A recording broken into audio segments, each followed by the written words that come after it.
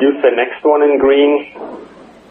That's got a lot to do with echo. We take the co-expression as well, that it is synergistically suppressed. Okay. There's not much left for red. That would have been my question. Having said that, red doesn't only mean that's horrible, but red might also mean something is unclear or something is missing maybe. I would have used red at the top because I would have said a new IO biomarker. Maybe a new one. Okay.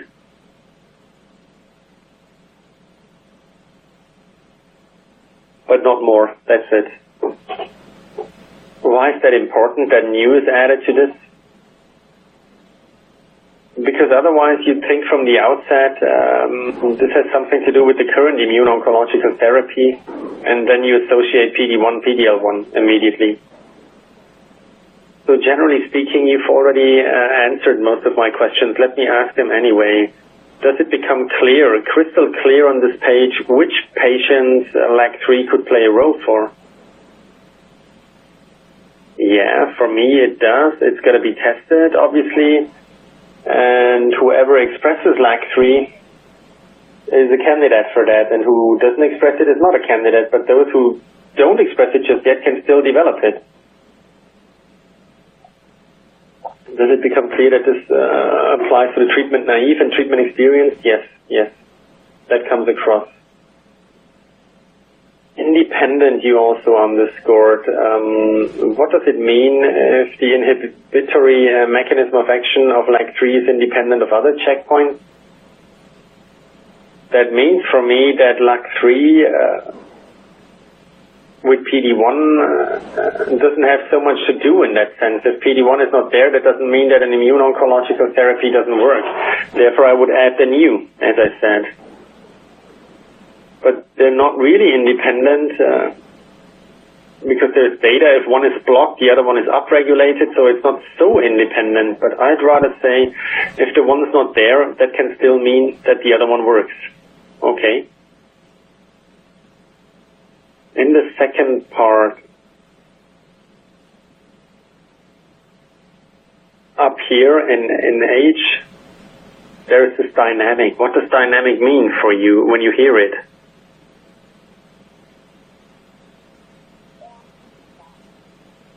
Yeah, that means that what we measure in the beginning for receptors are no static receptors, but dynamically in the course of time, things can change. That's the way I would describe it.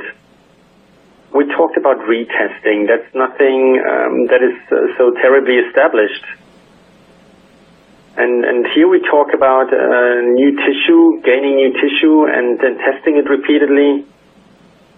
Is that more established, or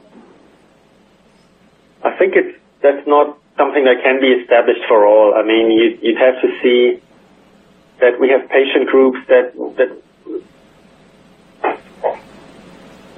weren't eligible for that at all, and now we have an immune therapy that can be done then with them, and then to explain things to them once again. There is certainly a part of the patients who say, even if I've got a benefit, and even if I understand it to an extent, they would still say, no, I don't want another intervention anymore. So that happens too. You cannot assume that it's always the enlightened and the understanding patient. It's very often not the case, simply. Often it's patients who say, I do what you want, and then there are those who say, I don't do what you want. But that somebody sits in front of you and says, well, what have you got from me? I will do anything you've got, and I will understand it all. That's not so often the case. Okay. Now in echo we have this co-expression. That is the other side of the coin, this independence. What do you think about it, that this synergistic suppression, what does it mean for you, inhibiting them in combination? That means a fast progression under PD-1, that could be explained then. If they were long-term responders and then all of a sudden they progress, you know, That would almost give me an explanation for some courses of treatment that I've got right now. Yeah, that's certainly something that you can imagine. Anything about this page that that is superfluous, unclear? No, not really. Everything is important. There's a lot of text, but I think it's very well explained, and that's totally okay. Also, the sequence clear as well. I mean, totally easy to understand. Okay, super. Then let me show you page 3. That is even more text.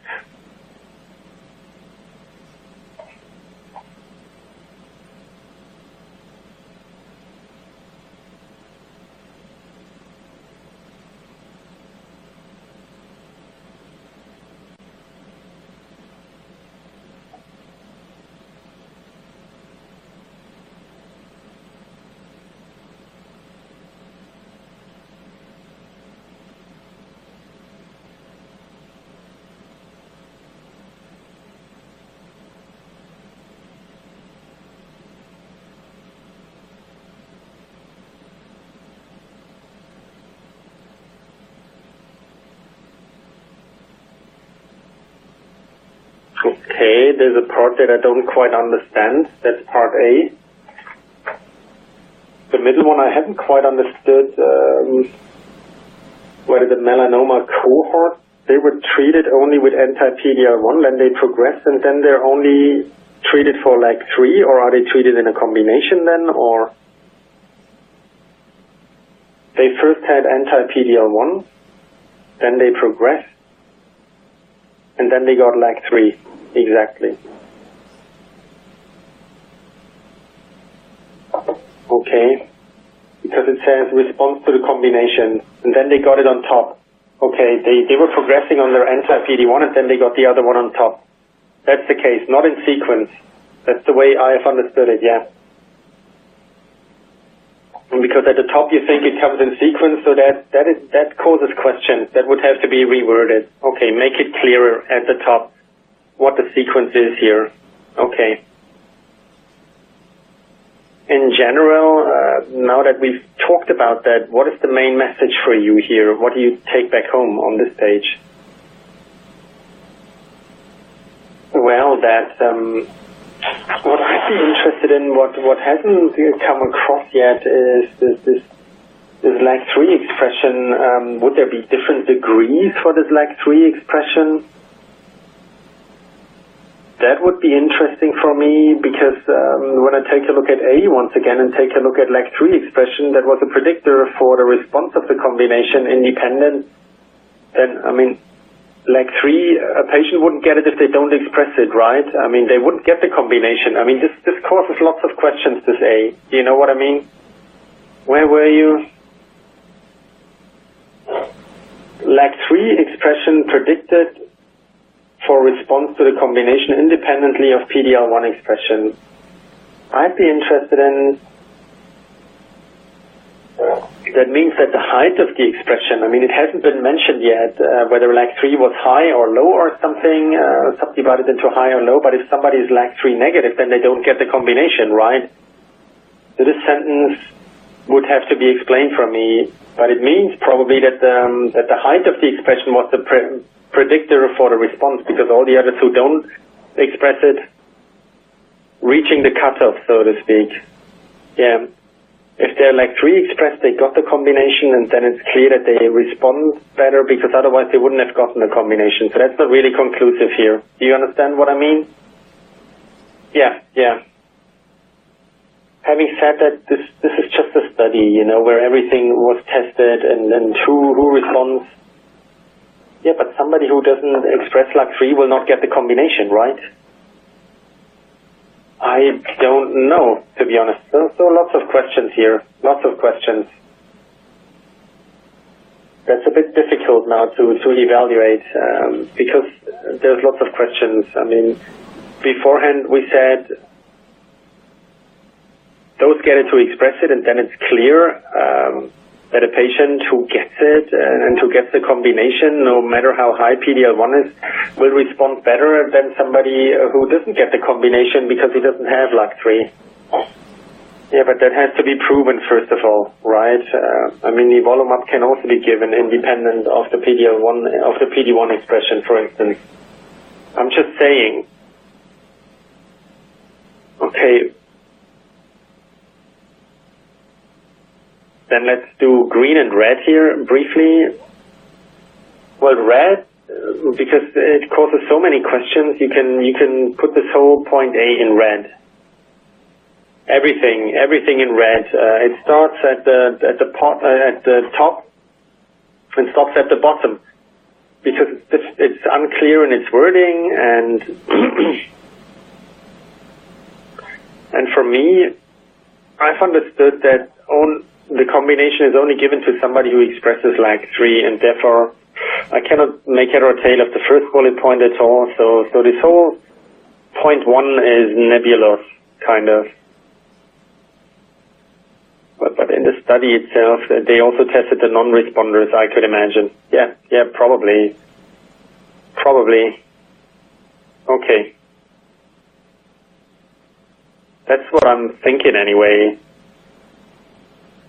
Anything else?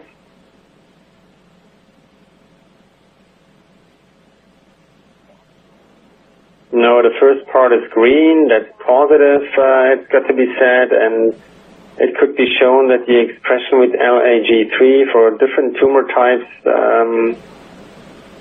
showed a benefit for this treatment pathway. So that is something that could be marked in green for treatment naive as well as treatment experienced. And S is also green. S as in Foxtrot. Okay, why is that green? Because it's got to be said that patients who express LAG3 and respond, that is interesting for the response rates, obviously. More than half were progression-free. The PFS wasn't reached yet, so that is pretty good, particularly for such diseases such as gastric, HCC, throat.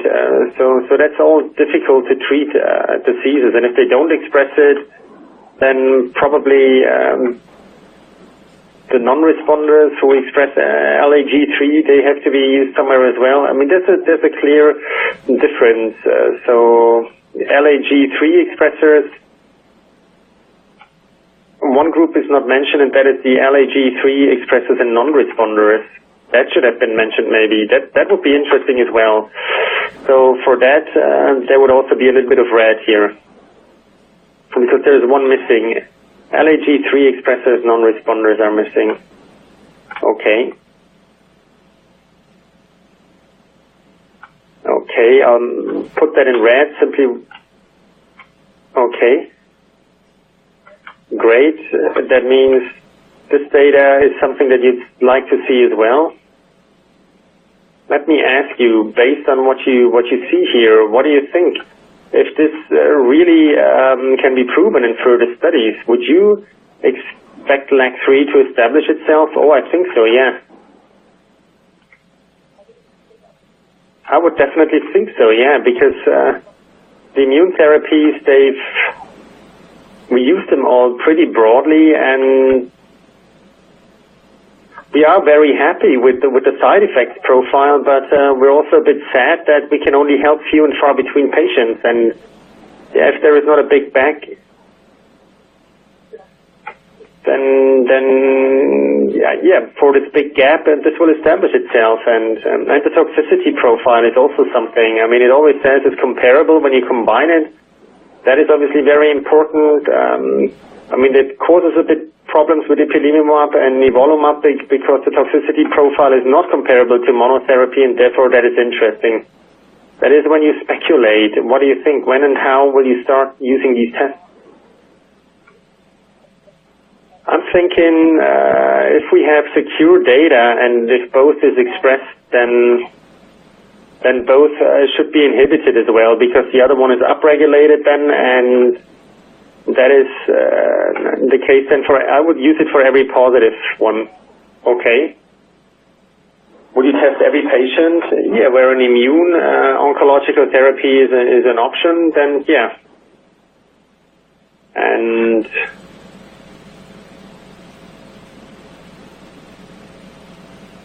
only first line, or no, that's got a place in several lines, I think.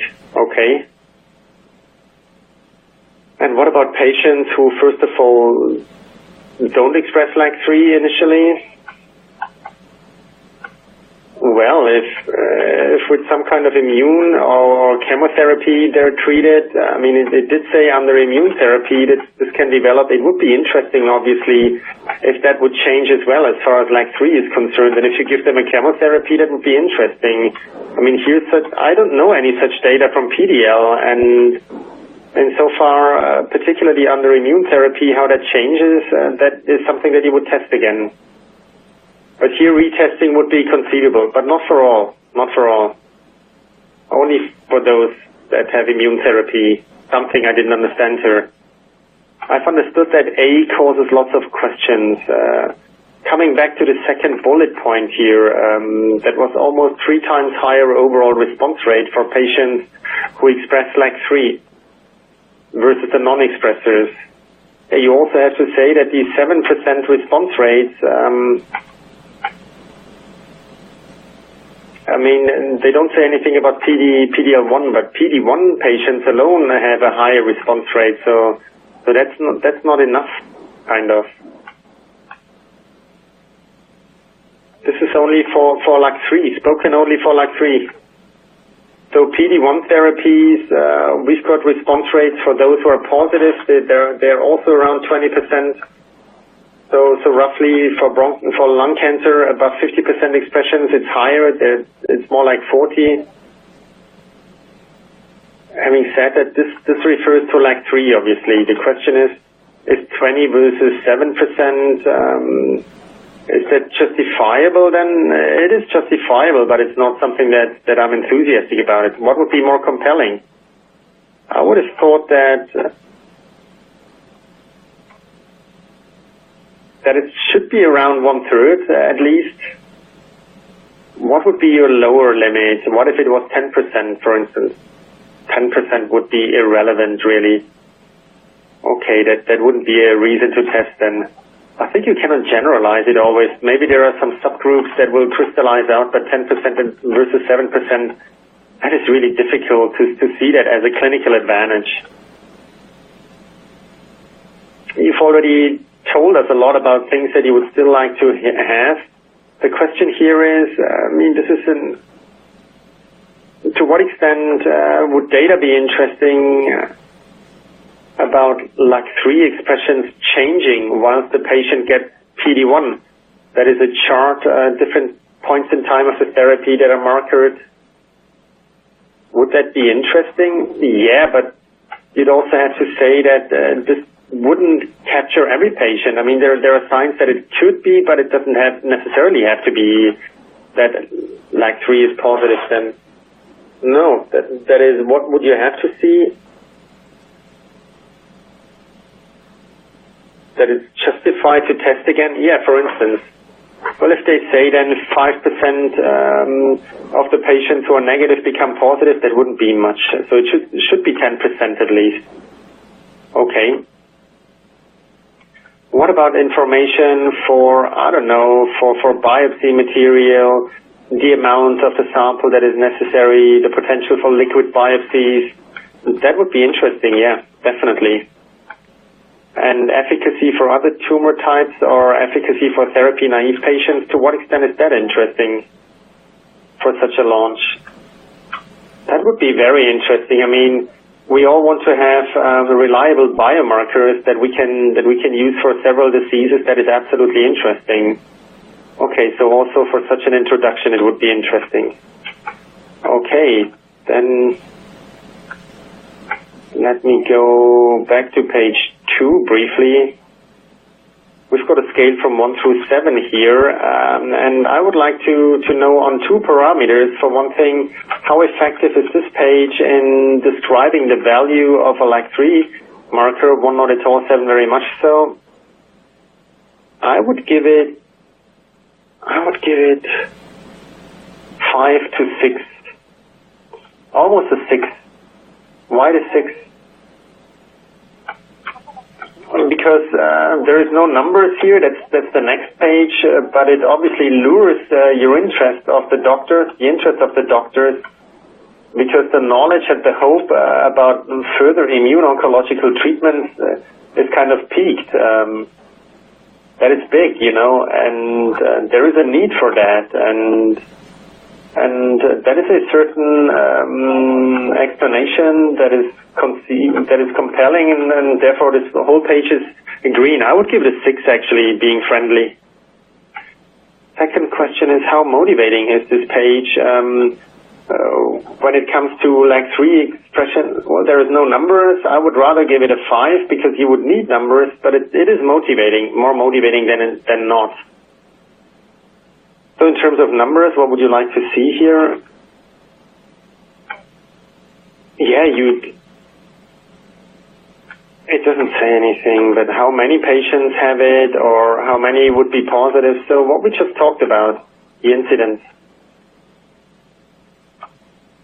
At the same questions for page 3 on a scale from 1 through 7, to what extent can this communicate the value of a LAG-3, 1 not at all? I would go back because there are so many questions. Still, there are interesting things here as well.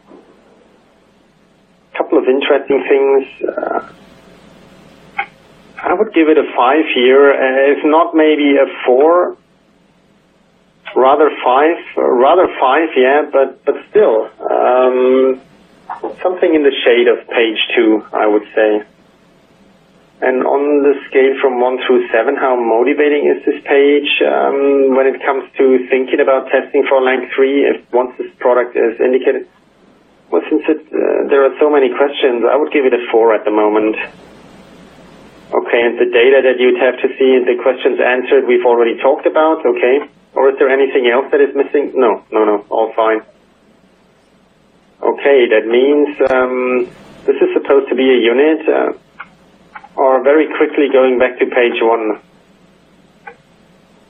How effective is this slide? I mean, this is supposed to bring us to the other 2 slides. Does it do that effectively? That is a little bit included in page 2 already, isn't it? So I believe we don't really need that. Or you can shorten it a great deal. What would you shorten? What would you say maybe? Or maybe I'd say again, this new and newer immune receptor. This new, I would add once again, and that it is for several tumor types, that is at the top already. Maybe rather the data should be scrapped and simply say that it is on immune cells, expressed on immune cells, on several cells, and yeah, that via the signaling pathway, I don't know the exact wording, but I would keep it kind of shorter, only catchphrases. So this subpoint in I, for instance, this bullet point, yeah. And the dissipation, the exhaustion is also mentioned at the bottom once again. That means at the end of the day, this is one flow of arguments. This page 2, and that was page 3 here. At the end of the day, how compelling is this line of argument, the sequence of argumentation? Well, in the end, it doesn't work so well anymore because it kind of leaves you with lots of questions. And I mean, it starts off pretty well, but then it leaves you with loads of questions. It's not enough for a physician. Physician would say, okay, there's something missing.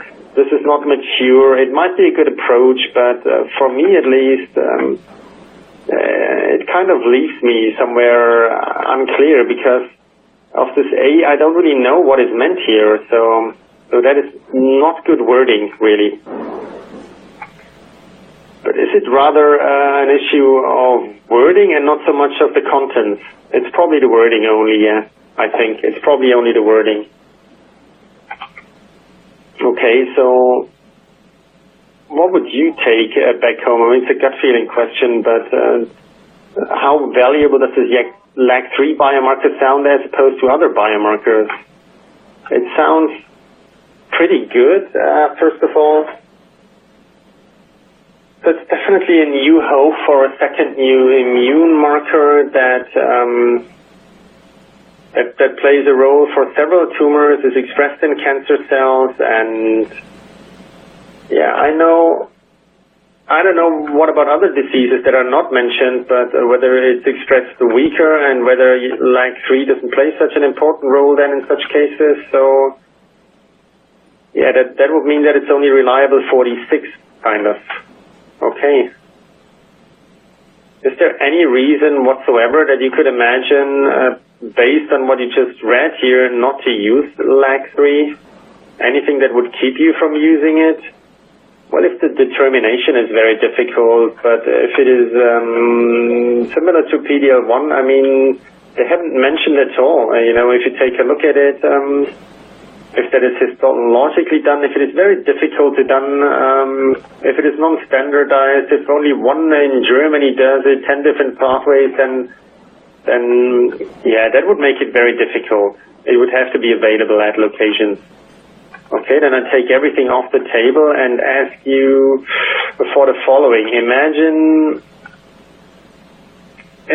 you're encountering a colleague of yours, somebody that you can talk to at eye level, so to speak, and they've heard the name maybe, but not more, LAG-3 biomarker. You've already heard a little bit more. What would you tell him? How would you explain this LAG-3 biomarker to him?